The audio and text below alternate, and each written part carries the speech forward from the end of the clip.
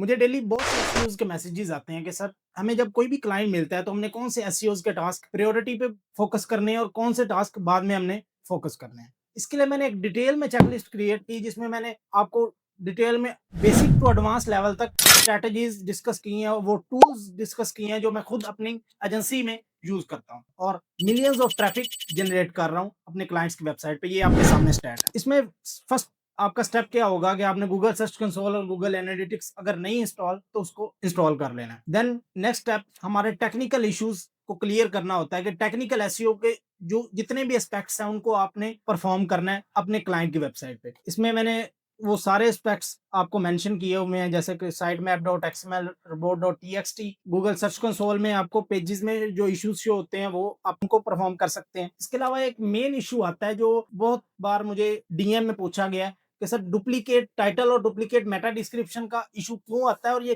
कैसे सॉल्व कर सकते हैं। डुप्लीकेट टाइटल और डुप्लीकेट मेटा डिस्क्रिप्शन का इशू ये वर्डप्रेस का बैकएंड से एसईओ और कोई भी प्लगइन जैसे कि रैंक मैथ और योस्ट एसईओ वो प्लगइन कॉन्फ्लिक्ट कर रहे होते हैं और टू टाइम आपका टाइटल और मेटा डिस्क्रिप्शन शो हो रहा होता है। इसको कैसे आपने रिजॉल्व करना है कि थीम की सेटिंग्स में जाना है और वहां से एसईओ का ऑप्शन जो है उसको ऑफ कर देना है। जब वहां से आप ऑफ करेंगे तो ऑटोमेटिकली जो वो टाइटल और मेटा डिस्क्रिप्शन जनरेट कर रहा होगा वो ऑफ हो जाएगी और आपके प्लगइन का जो टाइटल और मेटा डिस्क्रिप्शन आप पेजेस पे लगाते हैं वो शो हो रहा होगा। तो डुप्लीकेट टाइटल और मेटा डिस्क्रिप्शन का इशू सॉल्व हो जाएगा। नेक्स्ट मैं अपने क्लाइंट्स के लिए दो तरह के ऑडिट करता हूँ, एक एचआरएफ ऑडिट और एक स्क्रीमिंग फ्रॉग।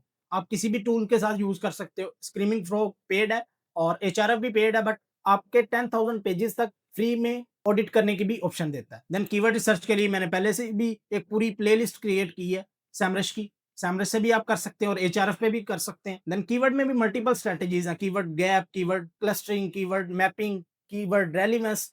तो उन सारे स्टेप से आप गुजर के अपने कीवर्ड को अलाइन करें, देन कंटेंट क्रिएशन के प्रोसेस की तरफ आप जाएं। Then after solving all the technical issues मैं टाइटल और मेटा डिस्क्रिप्शन को राइट करता हूँ पूरी वेबसाइट के पेजेस, चाहे 1,000 पेज है चाहे 10,000 पेज है। देन ऑफ पेज एसईओ की ऑफ पेज एसईओ में अब मैक्सिमम क्वेश्चंस आते हैं कि सर स्टार्ट में हम ऑफ पेज एसईओ कैसे कर सकते हैं। स्टार्ट में आप अपनी कोई भी बिजनेस है आपका, अगर लोकल बिजनेस है या ई कॉमर्स स्टोर है, आप उसकी प्रोफाइल बैकलिंक और बिजनेस लिस्टिंग की तरफ जाएं। देन पेड गेस्ट पोस्टिंग की तरफ भी जाएं क्योंकि 80 to 90% SEO paid guest posting की तरफ जाता ही नहीं है। जो मैक्सिमम वेबसाइट की रैंकिंग आपको मिलती है और बहुत फास्ट ग्रोथ मिलती है वो पेड गेस्ट पोस्टिंग की मिलती है और अच्छे बैकलिंक। ये नहीं कि आप मार्केट से लिंक फार्म वेबसाइट जो हर कोई 5,000 या 500 में मार्केट में वेबसाइट्स मिल जाती हैं, उन वेबसाइट पे आपको कोई फायदा नहीं होगा बैकलिंक का।